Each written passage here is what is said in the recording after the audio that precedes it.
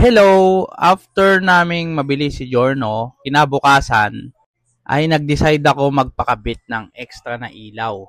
Kasi gabi ko siya ibinyahe mula sa Kasa sa Calamba papunta dito sa Pasay at napansin naming madilim at kulang ang kanyang liwanag sa gabi. Kaya naganap ako online kung sino ang pwede mag-home service na magkabit ng mga ilaw at kung ano-ano pa. Kasi bawal pa siyang ibiyahe sa labas. Wala pa kasi siyang mga papers. At nahanap ko nga itong si Redline. Sila yung kilala na nagkakabit ng mga ganito, home service. So ang mga kinabit dyan, una binago yung mga switch niya kasi yung mga special switch nitong ikakabit is hindi na kailangang magkabit pa ng external switch. Binago lang yung mga existing switch na meron si Giorno like yung signal light, dinagdagan ng mga passing, mga ganyan. So, pasensya na no, wala akong masyadong alam sa technicalities ito. Basta yan, pinakabitan ko na rin ng malakas na busina, pinakabitan ko na rin siya ng mudguard extension sa harap kasi tumatalsik sa may parting wirings yung mga putik pagka walang mudguard. So, ayan po yung brand ng kanyang busina, PIAA.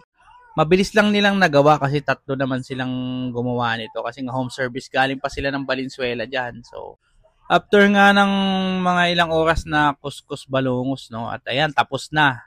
Dating isang ilaw, ngayon 5 na ang ilaw ni Giorno. Meron siyang, ayun, MDL sa ilalim. Meron siyang dun sa dating signal light lang, may ilaw na rin siya. At yung kanyang original na ilaw sa taas, ayun. Meron siyang high, low, passing. Meron din siyang hazard. At malakas na rin ang kanyang busina.